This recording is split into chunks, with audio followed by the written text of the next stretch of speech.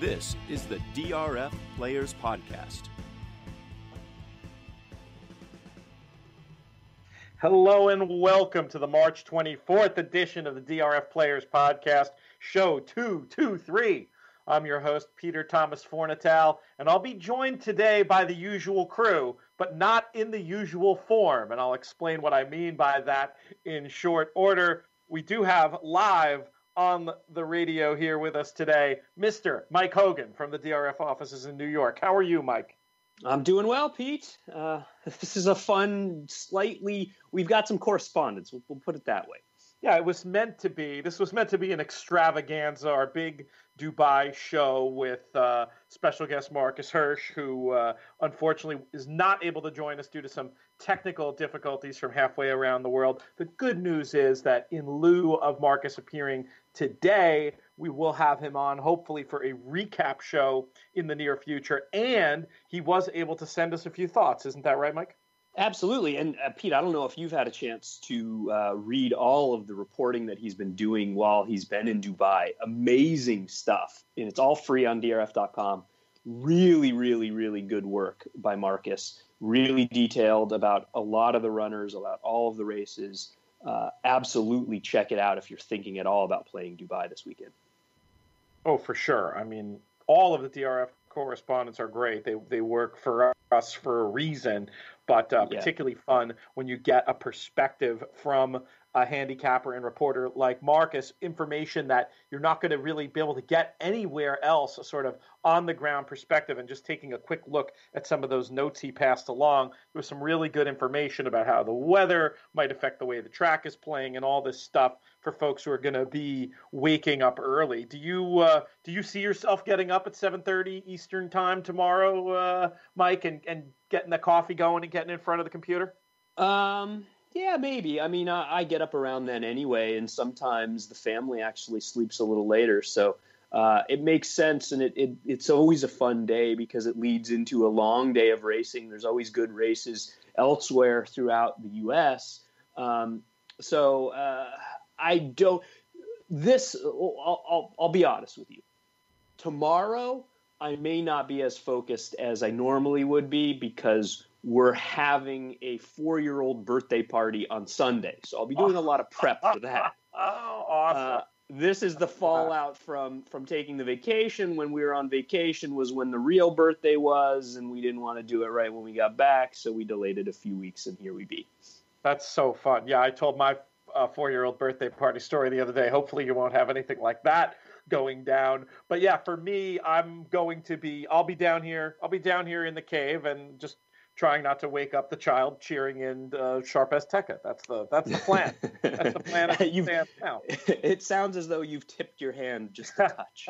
We weren't even. That's all I'm saying about that race, I think. But okay. I think that's the early one. So yes, Jonathan Kinchen usually joins us on these shows. He is in flight. Who knows? He might even be listening. In flight right now. He's playing in the series of Hawthorne contest this weekend. If you're in the Chicago area, you might want to check them out. You can reach out to our friend, the contest ambassador out there, Eric Bialik, or I'm sure that you can just contact Hawthorne and get information about that. That's where JK will be applying his trade this weekend. But to his credit, now, there have probably been shows in the past where it's fair to say that Jonathan Kinchen phoned it in. Well, this week, Jonathan Kinchen literally phoning it in. We have some audio clips from him that I have not heard, but you have, Mike. Is that the right way to put it? Well, I listened to the first few seconds of each just to make sure that I was playing the right ones. But so I don't know his opinions. He sent in information and thoughts about many of the races that we'll be covering, maybe even all of the races that we'll be covering today. So we'll cue that up when we get to them. It should be fun.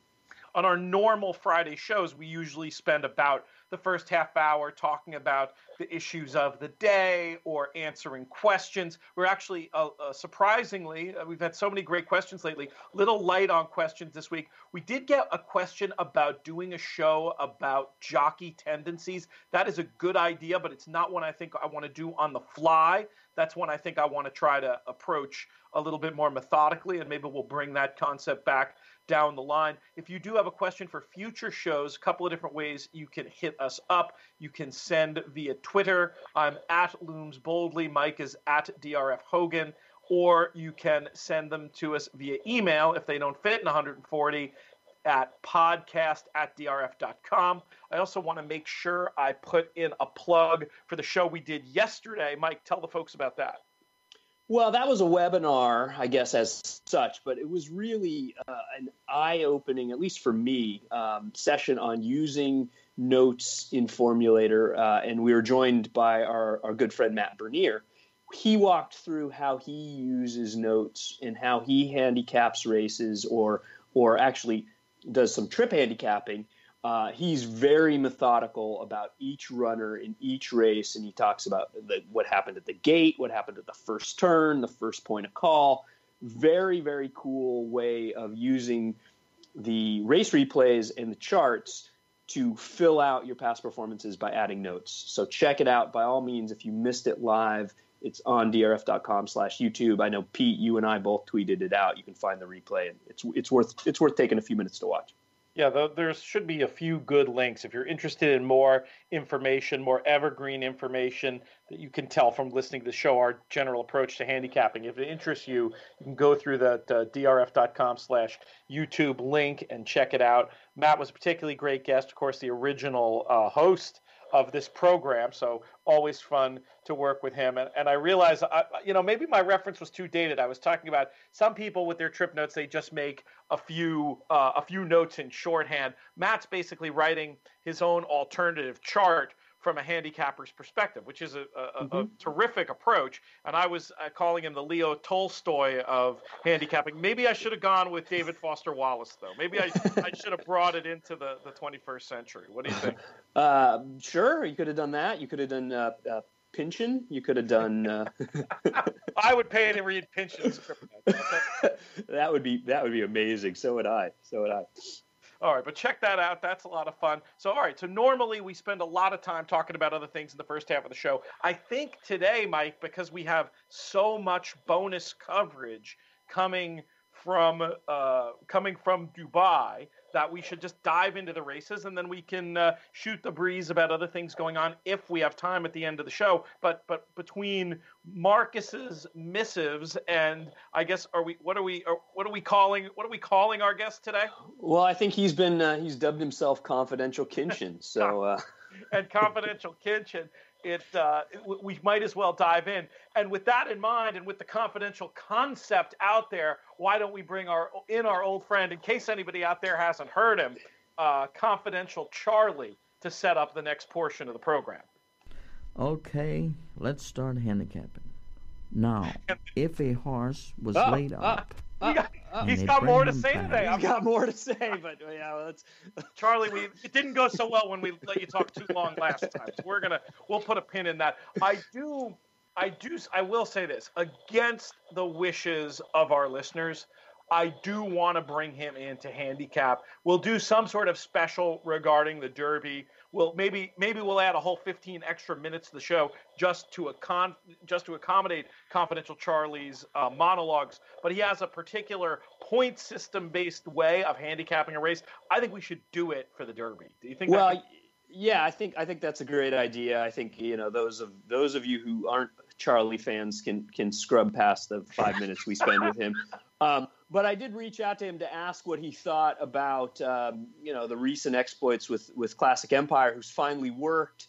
I just asked him, how important are works to you, and do you even focus on works? When do you look at works? And he it's only about 15 seconds, so bear with me. Maybe this will help enlighten as to when you should focus on something like workouts. Now, if a horse was laid up and they bring him back to the races and drop him in class, then be cautious. this is the time to refer to your workouts. Now, there you go. You gotta answer me this. Does the man actually speak that slowly, or are you using some sort of tech? I mean, it's amazing how long it takes him to spit out a word. No, that's unedited. That is unedited.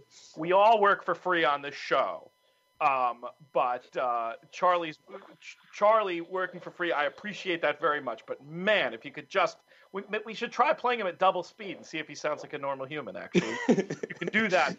Some people right now are listening to this podcast at 1.5 speed, and we're sounding like half chipmunks. Anyway, we're long overdue to get to the handicapping. The first race we're going to talk about is one of the Triple Crown prep races in theory this weekend. It's the Stakes. I actually wrote the Super Look as part of the DRF I always forget what it's officially called, Mike, and I want to promote this thing because I know, I spent, and as I'm sure you do as well, and you have a piece of this week's as well, hours working on this stuff, and people should really be checking it out. Where can they find these super looks and the other bonus analysis about the Triple Crown Prep races? Well, it's in what's called the Derby Countdown Guide. And it comes out every week, and you get it if you've bought the Kentucky Derby package through DRF.com, or you can download it if you're a DRF Bets member. Just log into DRF Bets, and it's on that first login screen. It's called Derby Countdown Guide. You can download a PDF of it. Very cool. Well, I wrote about the Spiral, and I thought there were a few interesting ways to go. Shall we bring in Confidential Kinchen, though, to give his first view of the race, and then you and I will give our thoughts? We're doing a little production show in the middle of the show, but I wanted to have you and I give our thoughts, and then we give it to Kinchen just to see whether he agrees or disagrees. I don't want to be. I like that. Confidential Kinchen, Confidential Charlie. I mean, these are, like the pantheon of handicappers, and I don't want to be swayed by either of their opinions. I think that's fair. It's a race with several contenders. We talked a little bit about it on the show yesterday. I definitely see the merits of a horse who Matt Bernier was talking about in Parlor. But I think if I were playing this race from a contest point of view, there are a couple of longer shots I might try. On the far outside, I don't know how much we can rely on this morning line for this race. I'm guessing not very much, but I am very attracted to the idea of Enhance. It's Hanson backwards, right? Well, something like that. I get it now. Enhance. Just as Speed, a trainer who's had tremendous success this meet, a trainer who's had tremendous success in this race, and this horse just looks like he should be able to clear. Obviously, I'll want to be paying. I don't play Turfway regularly. This is the 10th race on the day. I'll have a lot of opportunities to see how the track is playing. I understand there are some days there where you just do not win on the front end, and I would get off this horse if that were truly the case. But I just thought he looked like he could be loose and lonely with good connections at a good price. He's one of the ones I'd take a special look at in addition to the obvious ones. Another one who, like, the form just is messy, is dirty, but the horse is a little bit interesting to me, is Bronson, coming in for Todd Pletcher, another trainer who's done really well in this race. I didn't punch up the stat. I was going to play a version of good stat, bad stat with you, Mike. And the idea was this just really struck me, and I was curious if it struck you as well as it struck me.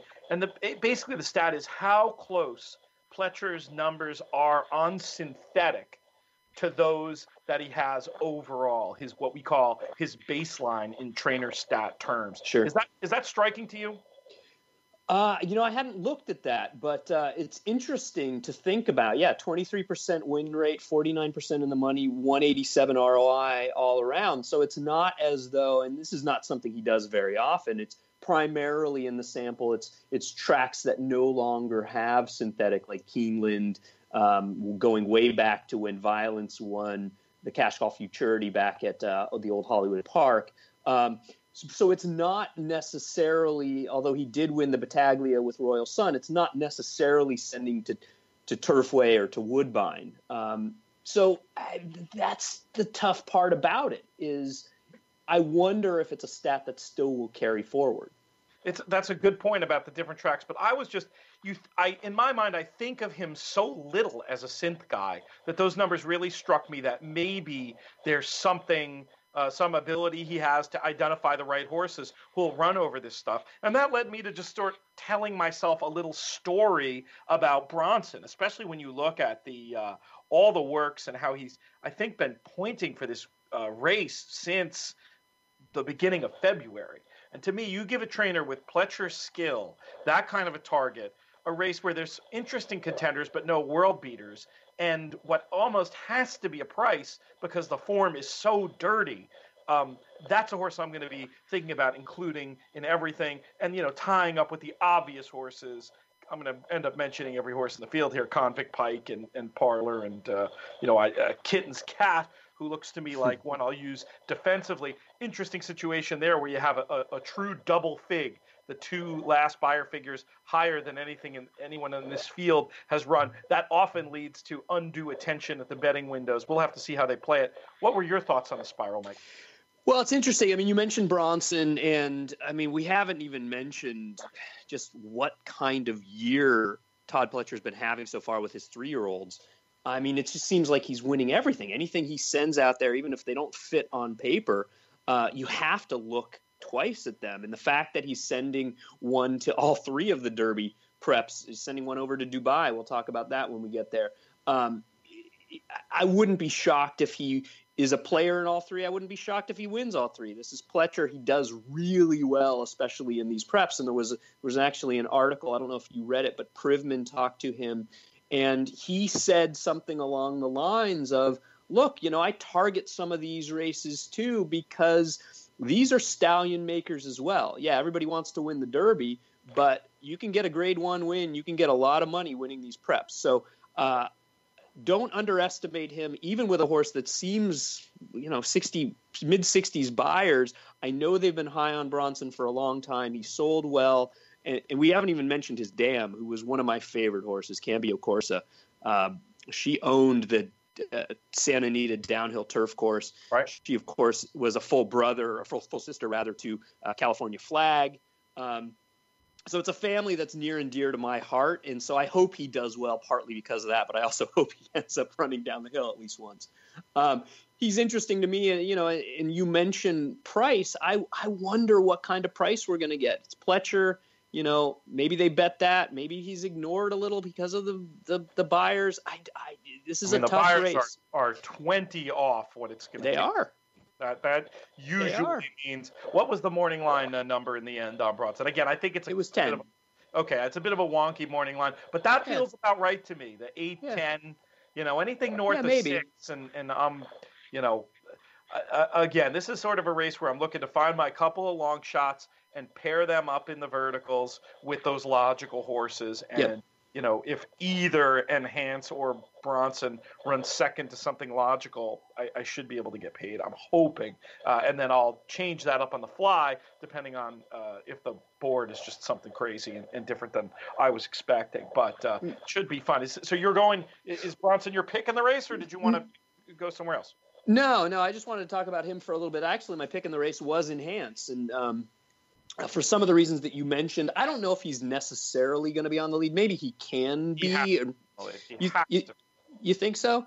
Yeah, from that far outside post, and he's shown so much speed, and he always works a bullet. And, I would be shocked if he wasn't. And just looking at pace figures, too, I hadn't Timeform hadn't done the pace projector at the time I wrote my piece, so I haven't looked. But just from looking at the pace figures and the PPs, I'm guessing they'd have him well clear. I'll take a look at that while we talk. Yeah, maybe.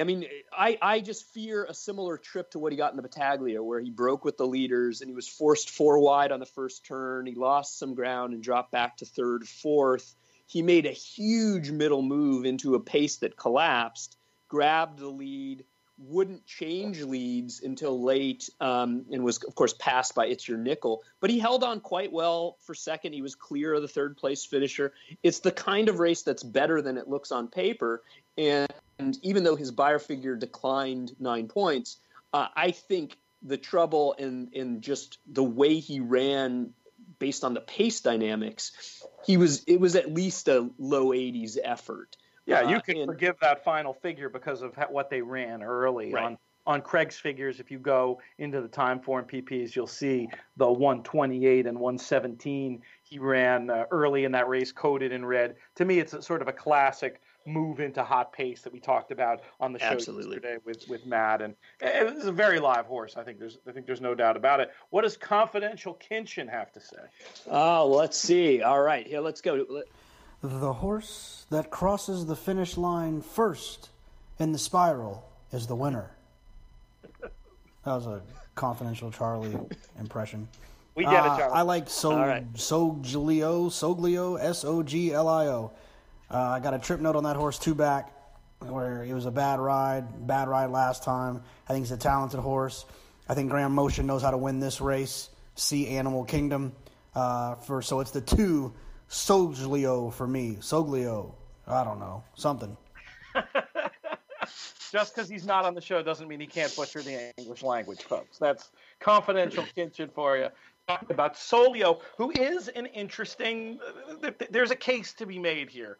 Sure. He mentions the 2 bad rides. If you key off that 80 figure from Del Mar back in December and add improvement, you could also see, again, depending on how the track's playing, this horse getting kind of an inside-out trip where he can close. I think I say in my super look what I'm definitely interested in for underneath. Wasn't quite sure if good enough to win, but JK thinks so. So that's enough for me to give a little bit of an upgrade as well. Any final thoughts on this race, Mike, before we move it along to the next of the? I didn't even plug yet that these races we're doing in part because they're part of the public handicapper races this weekend. Yeah, the only thing I'll note on Solio is he's half to Quadrivium, who was another one that came over. I think he raced in the UK first and then came over for Motion. Did well going long on the dirt. He's by Scat Daddy. They can run on anything. So there's no reason to think that horse won't transfer his form over to the synthetic. Yeah, I was really surprised when I did the formulator numbers on Motion. I expected him to be somebody who had a little bit more success going from turf to synth and things like that. Just seems like a trainer who, the way he approaches the game, those numbers would be in line with his baseline. They were actually a bit weaker, which may be neither here nor there, but did surprise me a little bit. Might be more of a comment about racing in general than anything he does. In my mind, I feel like there's no trainer I'd trust more to make those kind of decisions about a horse. And sometimes noise gets mixed in with the signal in our data, and you have to take that into account as a horse player. Let's move on to what do we want to do next? The San Luis Rey? Yeah, San Luis Rey. We'll go. We'll stay stateside. San Luis Rey is the other one we're going to cover on Saturday, and then we'll jump to Sunday and go down to New Mexico before we head to Dubai. It's World Traveler Week here on the DRF Players Podcast. Mike, why don't you kick things off with your thoughts on the San Luis Rey, a race I have not had a chance to fully digest with everything else that's been going on between Dubai and my super look. Well, it's a fun race. It's a 1.5 miles on the turf. Ashley Love Sugar is going to be your favorite, and I think he's legitimate. I mean, sometimes I try and take a shot against the favorite. This is a horse that just rarely runs a bad race, and if he comes with his best effort, he's probably the winner. But he doesn't have to win. He lost to Texas Rhino a couple races back. They probably have other things in mind. Even if he runs a decent second, I think that would be okay. And I think that there's enough questions. I mean, sure, he's won at the distance, but it makes me wonder whether or not 12 furlongs is really his best distance. So he's maybe a little vulnerable in here. There's a couple that I would take a shot with, both of whom are going to be decent prices. One of whom, Liam the Charmer. I've always liked him. His dam was a really good one. He's by Smart Strike. There's very little reason to think he won't stretch out. He's been patiently handled. And even though he has to improve on the Beyer speed figures, he hasn't really raced against this company yet. So sometimes those allowance optional claimers, they just run as fast as they need to, low 90s Beyers. Maybe he's able to class up in his first start against older horses in a graded stakes. The other one I like... I have to ask you about that. Run as fast as they need to. I don't quite get that. Well, it's a turf race. So sometimes they go a little slow. And, we had that webinar with Bayer when they changed the turf figures a year or two ago. And he said, it's really tough making turf or figures on turf, partly because the early pace is slow and in many cases, and that often leads to slow final times. Okay, I certainly agree with that. I wasn't sure if I thought you were saying something else for a second. Oh no. Right. There's only so fast your final time can be if you're going a very slow half mile, and that's something you got to look at. And one of the reasons why we like to look at closing kick in these spots. You had another horse you wanted to mention in here? Yeah. One thing I'll mention about Liam the Charmer before we move on is I've got a couple notes on him too. Is 2-back race. He went 45 feet further than the winner when he finished 4th, and then he came back to validate that effort with a nice win. And back in the Rainbow, when he finished 3rd as the favorite, he went 69 feet further than Mr. Rory, who won that race. He's just always shown that he's good, and maybe if he doesn't get caught wide, he could improve at a price. Papa Cool is the other one I wanted to talk about. For Phil D'Amato, he hasn't tried anything close to this long, but he's been a fairly consistent sort, and I think he'll be a good price. Maybe not from so far out of it early. He could stalk and pounce, or maybe even be on the lead early if they let him have it.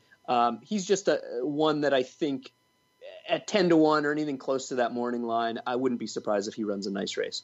You mentioned those ground loss figures that one can get from Trackus. That's actually something we didn't talk about on yesterday's webinar, but another thing that many players will put in for their notes. And different players have different estimations of what they feel like a length represents. For me, I go with the Sarton Brohammer school of 10 feet being a length. I know there are others who will say it's 8 or less, but for me, I go with that 10. So when you're talking there about 60 feet further, that's 6 lengths. Now, depending, especially in a turf race, that's almost always going to be super significant. So that's an interesting thing for folks to pay attention to, and another cool way to use your notes that you can slug right into your formulator PPs. Let's hear what Confidential Kinchen has to say about the San Luis Rey. Confidential Kinchen thinks that the horse that is on the front end at the half-mile pole and at the wire will win. Ashley loves sugar. Is he going to do this the whole time? Is he just going to beat this gag into submission? I hope so. I don't know if he has the stamina to do so, but yeah, I hope so too. I'll note that Confidential Kinchen is sort of like real life Kinchen in that they both love to eat chalk. Never met a favorite he didn't like, but it's I wish I'd looked at this race to be able to chime in. It's interesting you guys are going head to head. If Confidential Kinchen were here, I would imagine he'd be threatening you with some sort of head to head avatar bet on your opinion about Ashley Loves Sugar. Maybe you can take that to Twitter. No. After the show, see if you can. You got to beat him in one of these bets, man. I want to see him make him put the Baffer wig picture up there, or we can. If you don't do it, I will. But I guess there's a time and place. I mean, I don't think Ashley Loves Sugar is necessarily a vulnerable favorite. I mean, I think he's the best horse in the race, and I think it's probably his race to lose. But okay, I was getting the impression you were a little more anti than that. No, I mean, I just think he's going to be lower than this 5-2 morning line. He's going to be somewhere between even money and, I don't know, I'm guessing 8 or 9 to 5. And at a price like that, I don't think he's a lock. So that's why I'm interested in horses that I think will be better prices. But, if I were playing the race in real life, I would probably try and play out some of the other shorter priced horses that I don't like quite as much, and get in Papa Cool, and Liam the Charmer. All right, fair enough. Let's move on from there to Sunday and these races at Sunland that are part of the PH situation. I thought we're passing one of them. Nobody had any opinion in one of these two races. Well, the Harry Henson, it's a race where, at least on class and on figures, Steve Asmussen has a horse in there who just kind of towers over this field. It's Dancetrice. I mean, I think she probably wins if she runs her race. Asmussen does well shipping in with these horses, and Florent Giroux's riding. even though they're teaming up on a horse in the Sunland Derby, which is probably why he's really making the trip. I mean, he's making the trip for an $800,000 race, not for a $100,000 race. But I think this is the race they win. So I don't know. I don't know how interesting it is to discuss. And, I don't know if you looked at it, but we did have Confidential Kinchen send an opinion. So here it is. Oh, yeah, let's hear it. Pass. Fantastic stuff. Let's move to the Sunland Derby then, Mike. I know you looked at this one extensively. I haven't had a chance, so I'm just going to let you filibuster on the race unless we have some Confidential Kinchen words. You in which case you might as well give your opinion and then send it to him. Yeah, we do have some Confidential Kinchen, and this is the race that I had to write my super look for. It's 12 horses, Sunland Park. There's a couple locals. But you've got your Bafferts, you've got your Pletchers. It's a pretty salty field. And of course, it's a grade 3 $800,000 race, so it's not like your typical Sunland Park race. But, this is kind of the B list or the C list of the Pletcher and the Baffert barn. In number 3, Bronze Age is your 3-1 morning line favorite. He'll probably be even shorter than that. He's coming off of a race where he won a 93 or earned a 93 buyer, breaking his maiden, wiring a field that came back with the second and third place finishers winning as well. The race come back live. The figure was high. But these are kind of ones that I don't really trust, especially at short prices. I mean, this horse didn't take money at all in his debut. For a Baffert to be 11-1 on debut and ran like it, finishing 8th, beaten 10 lengths, 51 buyer. Second start, he was only 4-1, beaten 13 lengths, finishing 6th out of 7. And then he finally wires a field with a slow pace where he has it all his own way and he's completely uncontested. I just don't trust these at short prices. I don't know if you have a thought on that before we move on, but I've yet to look. I mean, generally speaking, I think anytime you get a horse that's going to get what price is this horse on the morning line? 3-1. Yeah, 3-1. And that could end up being optimistic, right? Just because of the right. Yeah. Famous connections. So, I mean, this is not, this is one of those you can't get analysis like this just anywhere moments, and we'll have another one later in the show. But anytime you can find reasons to poke holes in horses at the shorter end of the odds spectrum. I mean, believe me, I'm not quite Jake Hay, but I certainly don't mind betting and keying around favorites. But I want them to be ones that click all the boxes and answer all the questions. And if you're in a situation where that's not the case, I think you're right to take a skeptical view. How are you going to approach the race? Before we move on, there's one question I wanted to ask you about Bronze Age. It's coming out of a race where it's live. The two runners to run back were second and third place finishers. They both won next out. Do you ever look at that as a potential negative for the winner? Or does it always flatter the winner as far as you're concerned? Well, I mean, unless it's a trick question, I mean, I think the answer is it could only flatter the winner. But it could be a trick question. And we talked about this on the show yesterday. Just because horses came back to win, I want to see two things. Where did they come back to win? And I want to see what happened to their speed figures in the process. I mean, if you win and you're dropping and you run a figure 20 lower than what you ran in the race, then all of a sudden that flattery is superficial at best. Which direction were you going with the question? It was kind of neither of those. I mean, the figures came back okay for the two winners.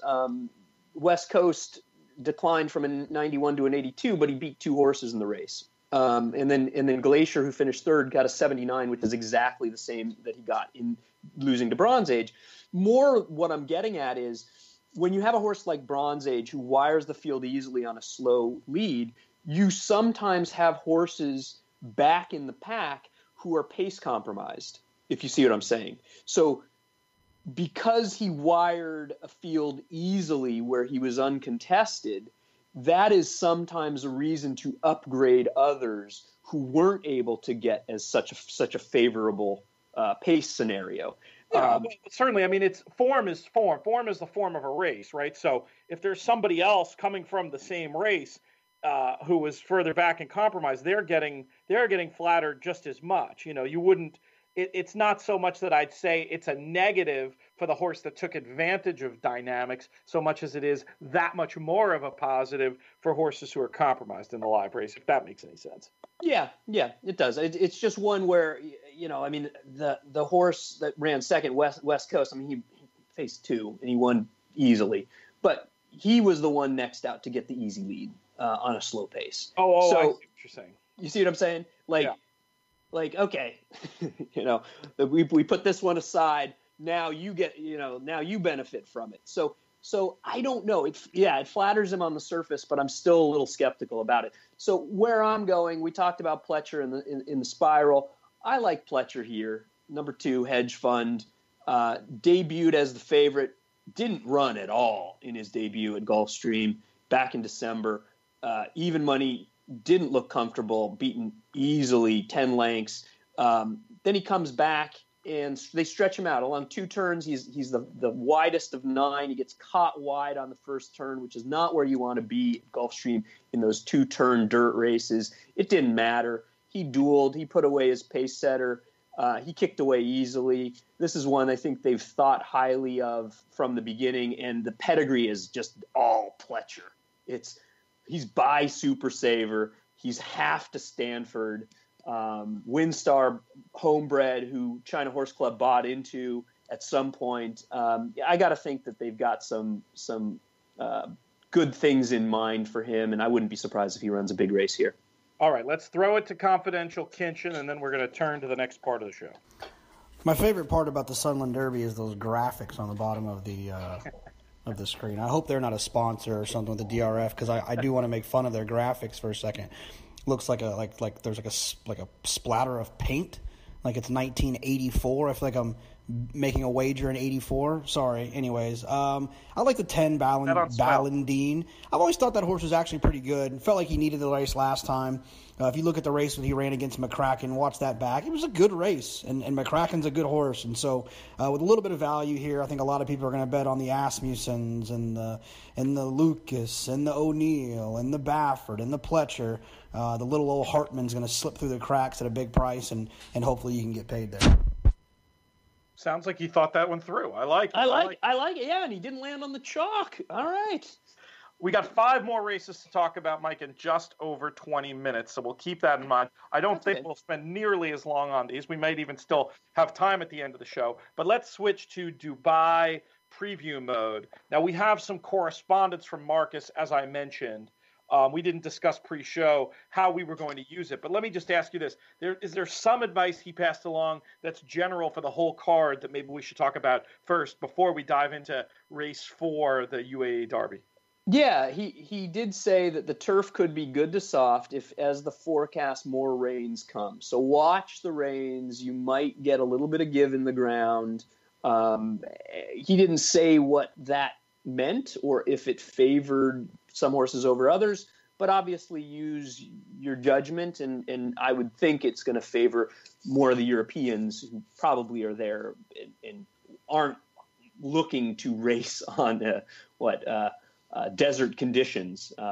So keep that in mind. He also said the dirt really drains to the inside. If there's a storm between 3 and 4, as the forecast calls for, the rail could be very deep. So that's another thing to keep in mind. 3 and 4, which my time change, not great. Is it 4 hours? Is it 5 hours? I mean, it would be like I think it's 8. The early part of the card. I think it's 8. 8. Oh, right, because it's right. I'm thinking of England.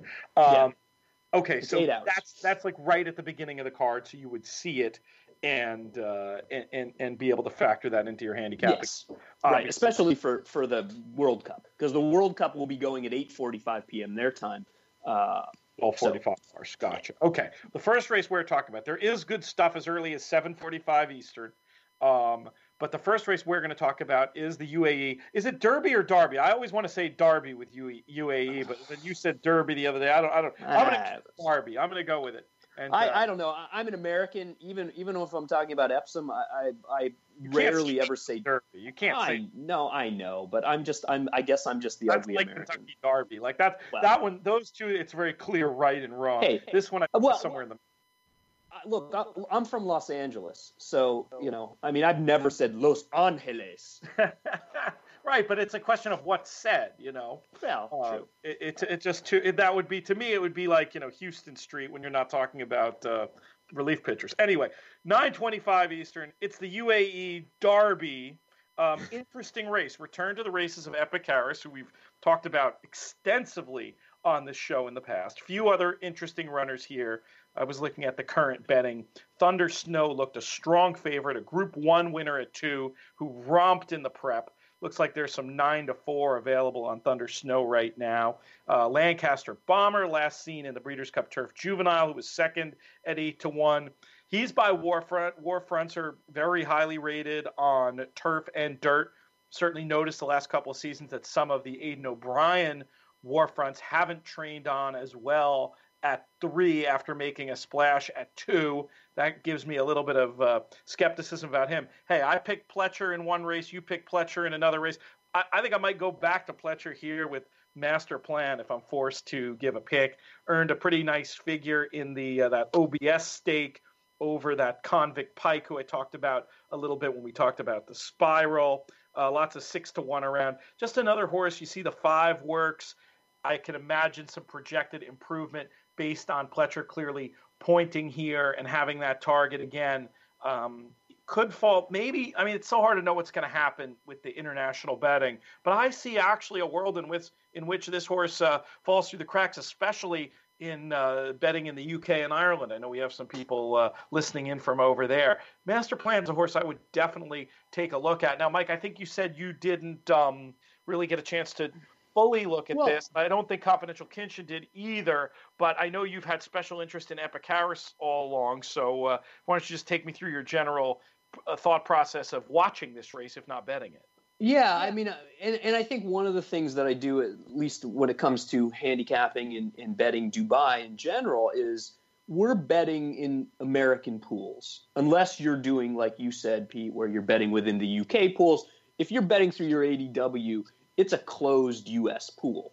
And so that means a lot of the times, almost all the time, the known U.S. horses with the known U.S. connections tend to get overbet compared to the ones that people are less familiar with. It just makes sense. I mean, that said, Master Plan is not a big name, but certainly Pletcher and Johnny Velasquez is. So it makes me wonder, this is where I will watch the tote and I will look to see if I can extract a little bit of value over ones that maybe tend to get a little overlooked. A good example last year was, who was that Keir McLaughlin horse that was getting so overbet in some of the carnival races, and it meant that Ronaldo the Wizard was ignored at like 8 or 9-1, won easily. You know who I'm talking about? I know I do, but I'm not going to come up with a name on the spot here, I don't think. Yeah. So those are the opportunities that at Watershed, maybe. I don't know. Those are the opportunities that I look for. That sounds right. People see a horse, they know a horse, they bet what they know, so it often creates value on others. That said, before we leave Master Plan, I'll say one other thing. This feels a little bit like an owner called the shot placing, doesn't it? I mean, you've got a horse who won last out on the synthetic, yet they're going to Dubai to run on the dirt when they could have run in the Spiral. And he's sending Bronson, who won on the dirt last out, to run in the synthetic. I didn't read it that way, but it's certainly not impossible. So it's something, it's something to consider. I do like the idea of, especially if you're one of those folks who has access to be able to bet. It's not really pools over there. It would probably be more likely to be betting with a bookie or on one of the exchanges, but the ability to do some arbitrage between horses who are maybe over-recognized in one place or another. I think that's certainly an interesting thing for the folks fortunate enough to be in that position to look at in all of these races tomorrow. So, yeah, it'll be fun to see. What do you expect from Epic Harris? Were you surprised to see him as high as 5 or 6-1 based on the hype machine? Not really, because it's a pretty – I mean – in recent years, we haven't had full fields in the UAE Derby. I think 7 and 9. So it's a full field. There's a lot of different ways you can go. And Thunder Snow, if he repeats the effort last out, he could be a good thing. that said, I'll be rooting for Epicharis. I don't have any money on him, but I just have liked him from the start, and I think he's a good horse. The other thing I'll note is, even though he barely beat Adorato, the Japan Racing Association posts the weight of each horse. And he was about 40 pounds over his weight back in the November race. So maybe off of the layoff, he wasn't quite as fit. He might have needed the race. If he moves forward from that, I would expect him to be a bit better than Adorato. And there's 10x in difference, 5-1 versus 50-1 in the price of the two. So maybe that's a little bit of what's being factored in there. I love that idea of getting the weights of the horses as a way to gauge fitness and development. Maybe after I finish my one-man campaign to get them to announce changing things that they're doing to the racetrack during the day, I'll get to work on that. I have a feeling I have a better shot with the first one than the second one. Let's go to the Shaheen, 6 furlongs on the dirt. We have Confidential Kinchen for the Shaheen, don't we? We do.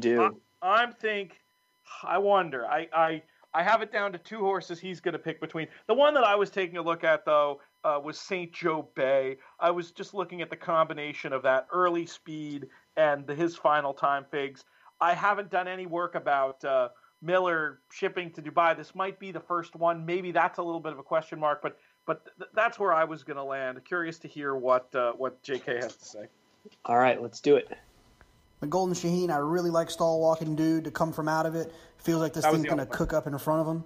We joke about how, when the West Coast horses ship east for sprint races, dirt sprint races, they got a huge advantage. Well, we can take that even further. When American horses ship east, they have a significant dirt sprint advantage, and I want Stall Walking Dude in this spot. He's as honest as they come, and what a cool story for him to go over there and win a big race like this.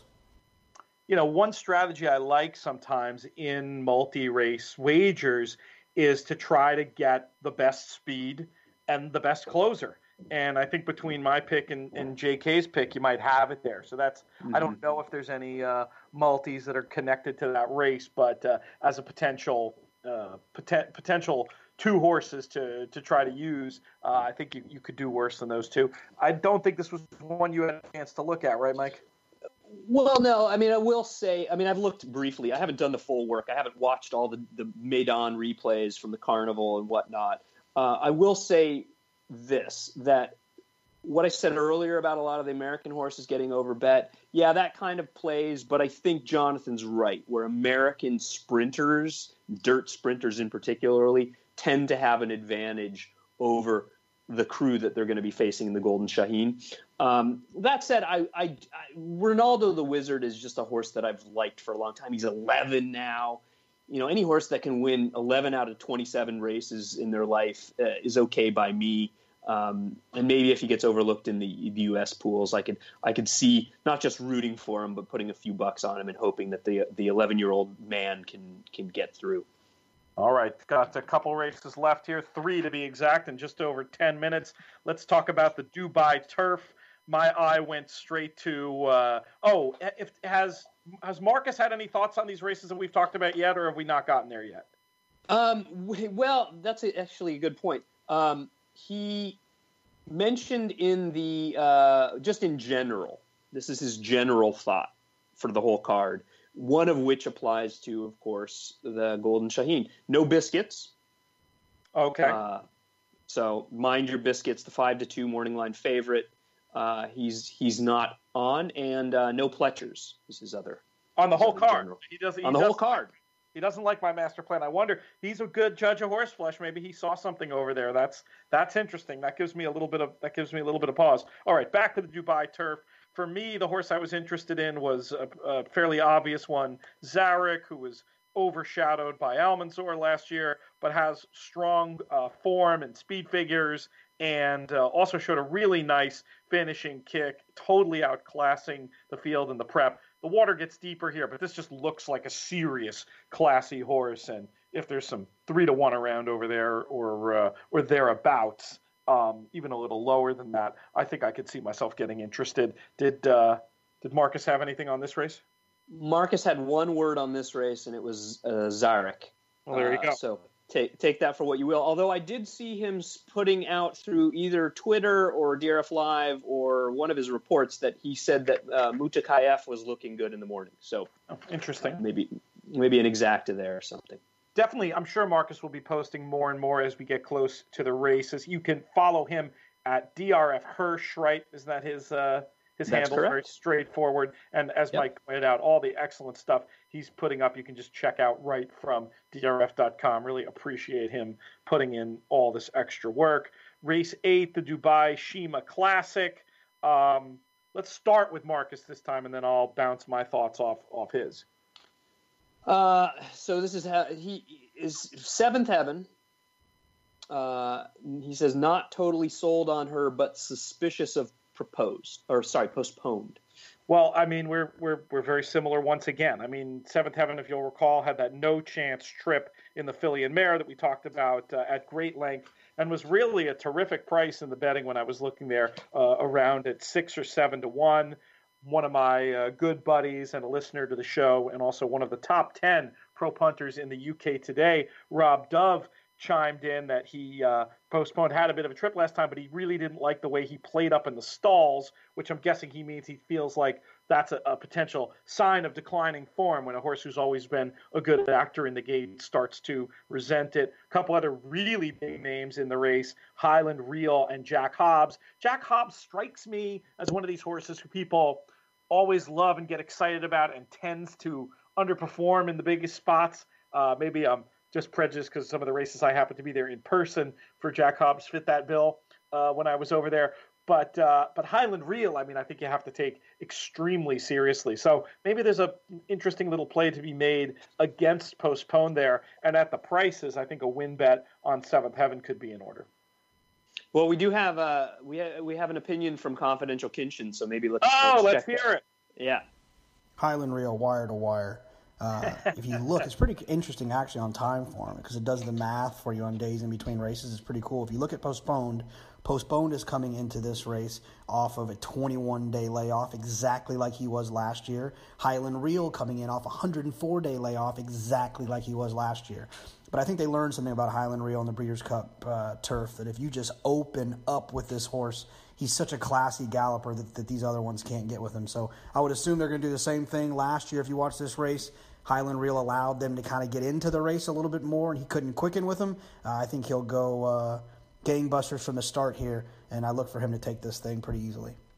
Now, one caveat I'd give to that, I think it's a good analysis. I think he's assuming rattling turf when he makes that call, because we do know that that's the kind of ground that Highland Reel really acts on. And if the predicted rains come, that could be trickier and set things up more for a horse like Seventh Heaven. But an interesting analysis, and certainly one I'll take heed of if the ground comes in his favor. Let's move on to the big one. We're up to the big one, right? We are. TBO. I'll note this. He went out of character last analysis. Good. I think, and I didn't even notice that. That's how the right decision it was. I think that I appreciated the Confidential Kinchen gag, but I think if he talked that slowly again, I might have had to, say something to him. But so this works out. This works out a lot better.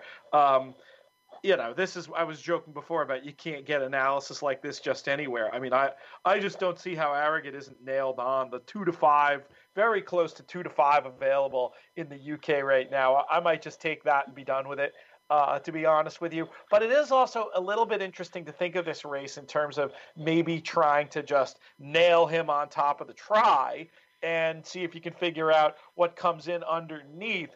Did Marcus have any thoughts?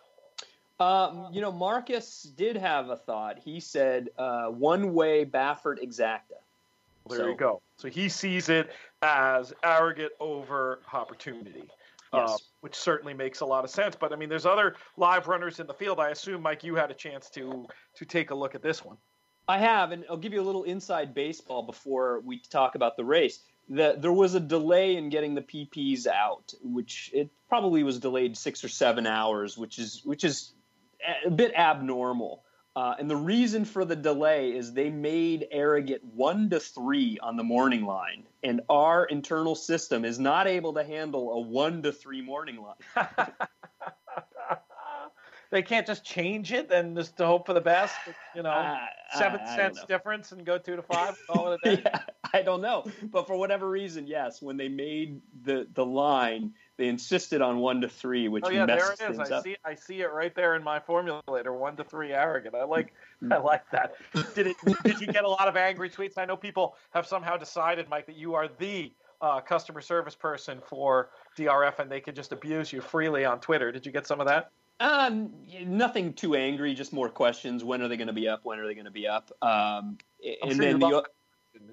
Well, maybe I'll do it on another podcast, explain the process, because we get it from the way it works normally is the track draws. They submit then they finalize, they submit it to Equibase. Equibase does their thing. They submit it to us. It processes through our system. Then it comes out and the PPs magically appear. Any hiccup, any glitch, anything at all in the process just slows it down. We're at the back end of that train. And so something actually happened this week with Gulfstream. They didn't finish drawing on Wednesday. They never released the card. I hate to cut you short, but we are running short on time. Yeah, if you have some wagering strategy you might want to share on this race, I'd love to hear it. And I also want to get to Confidential Kinchen as well. Your old buddy Keen Ice, do you see him as a potential third and fourth bottom-up key, the strategy you employed so successfully in the was it the Pegasus World Cup or the Breeders' Cup or both that you did that? It was with the Breeders' Cup. I could see him running on. He's one that I think wants the distance. I think you can forgive the 2 efforts at Maidon last year when he was under the care of Dale Romans. I think there's a reason why he's here. I don't know. I think a lot of people are going to be thinking like that, and I just don't see Arrogate losing. I would try to use a horse, like a crazy horse that's not on anybody's radar, especially in the U.S., like Apollo Kentucky, who has seemingly run well over in Japan. They're taking a big shot here. I think Lonnie's brother Awardee, who he beat last time, will take some money. I think maybe this one gets overlooked if you can key him up on somewhere with Arrogate. That might allow for something to pay. But I think these U.S. horses underneath, it's not going to pay a ton, right? I don't know. I mean, if you can hit it one way or two way, I think it could pay great. Sure. Maybe just taking him. You got to be surgical. Yeah, not even necessarily. If you're sticking Arrogate on top and you're boxing 3 underneath, that's $6 for $1. Why can't you have it 10 times or more? That's how I'd look at it. Yeah. But anyway, hit us with JK's thoughts on this race as we're running out of time. All right. In the Grade 1 Dubai World Cup, Confidential Kinchen selects the fastest horse in the race, Arrogate. He is a classy horse and should win this race easily. But I would use Opportunity underneath. The MVP of today's show, no doubt about it, Jonathan Kinchen. Great stuff. Just when I thought we were free from the gimmick, but then he back with a twist, and then the little coda is great too. So he and Marcus are on the exact same train, and it's not that different than what I was thinking. But I mean, you're right, Mike. If you want to try to really blow it up, and you can come up with a case for one of those horses, it's probably gonna change the way it pays exponentially. It's gonna be fun. It's an interesting betting race. I'm really excited to see it. I hope that Arrogate puts on a show. Should be a ton of fun. That's going to be 12:45 Eastern. Check out all the coverage on DRF.com, mostly from our man Marcus Hirsch. And thanks to Marcus for trying to make the appearance today work and for sending those notes. And again, we'll try to have him in for a full recap at some point this week if we can make that happen. Any final thoughts, Mike Hogan? Well, I'll just say this. The last thing I'll say about betting the Dubai World Cup. And it's the way I approach races like this. I will, if I'm going to key a favorite, especially a 1-2 shot, I'm not going to box him.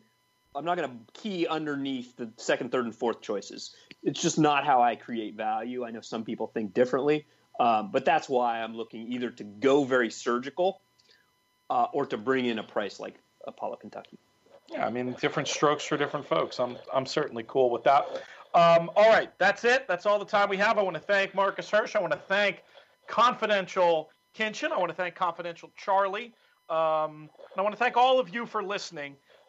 Little loosey-goosey today. Hopefully you had as much fun with it as we did. We are going to be back with another show on Tuesday. You can listen to that live. What's the best way for folks to listen live? I never know where to, because it's the 2 different days, so I never know where to send it. How should I do well, that? It's always live on Spreaker. Tuesday or Friday, we're live on Spreaker.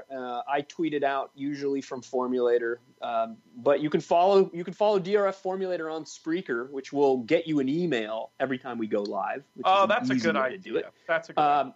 Yeah, but it's on Tuesdays. It's live also on Periscope on the DRF main account. It's live on the DRF Facebook account. It's live on DRF.com in the video section. So there's if you're so inclined, there's ways to find it. Yeah, and of course you can also just get us wherever you get your podcasts, especially iTunes. Feel free to leave us an iTunes review if you're feeling generous. A lot of you've done that, and it definitely helps, and we appreciate it. I'm Peter Thomas Fornatale. May you win all your Dubai World Cup photos for 4th.